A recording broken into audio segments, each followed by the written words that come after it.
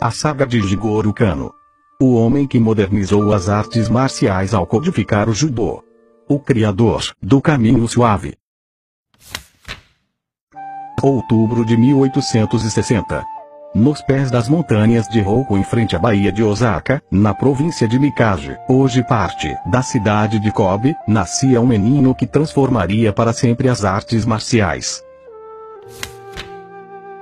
Ele foi o caçula dos 5 filhos do casal Hirosako e Sadako Kano, uma família abastada, conhecida e respeitada pela produção de sake. Embora tivesse nascido em uma família tradicional, Jigoro foi diretamente influenciado pelo início da era Meiji, que tirou o Japão do isolamento feudal. A mãe de Jigoro morreu quando ele tinha 9 anos, e então seu pai decidiu se mudar com a família para Tóquio.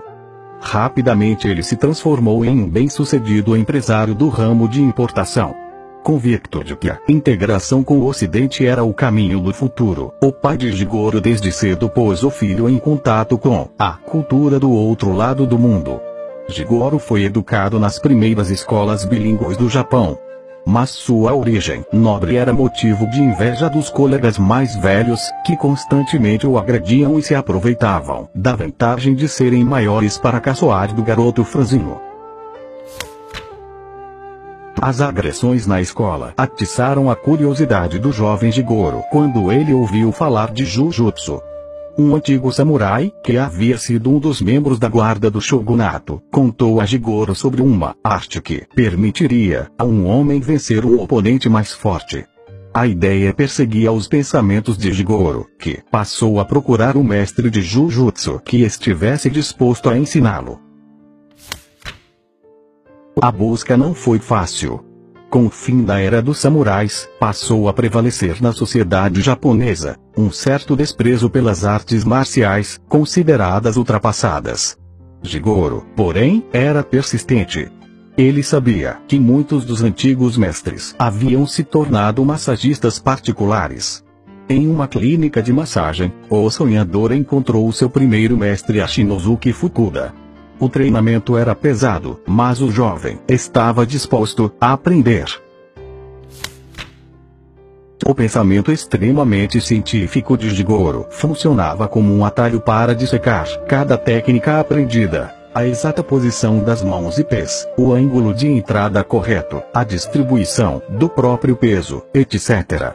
Mas o método do mestre Fukuda tinha características opostas a esse comportamento tranquilo e detalhista. Diante das perguntas do inquieto pupilo, ele logo perdia a paciência e decidia mostrar a técnica com as próprias mãos.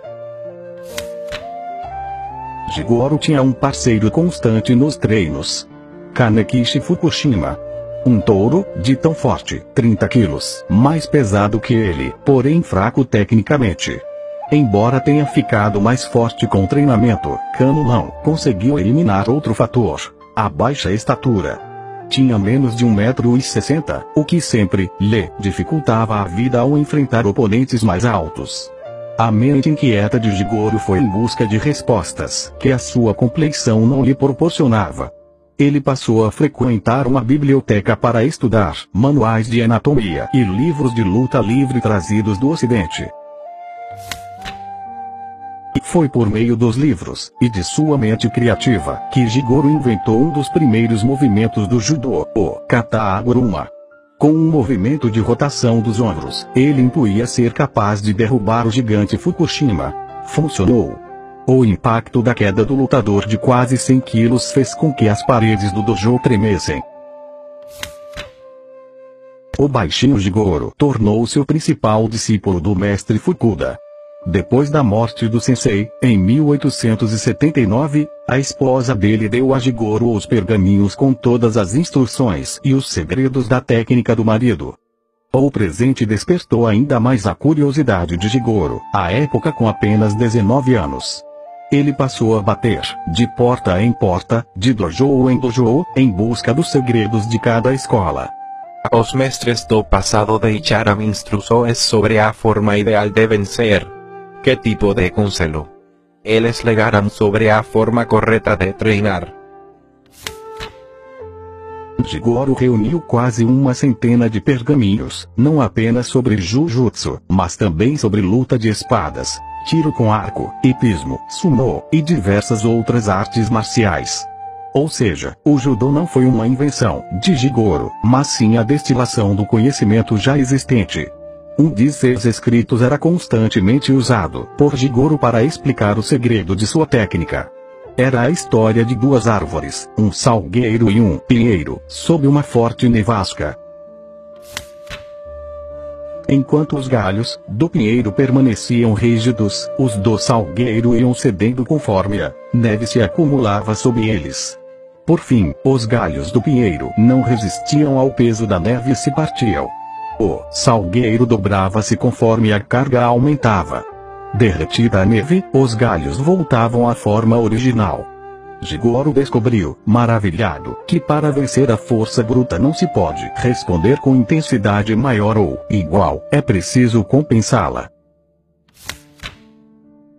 Se meu oponente puxa, eu empurro, se ele empurra, eu puxo. A esse princípio de compensação, Jigoro deu o nome de Judô, o caminho suave, em japonês. Sua filosofia de luta baseava-se em dois conceitos básicos: Seiryoku Zendo, esforço concentrado, máxima eficiência, e Jita Kyoei, benefício e bem-estar mútuos.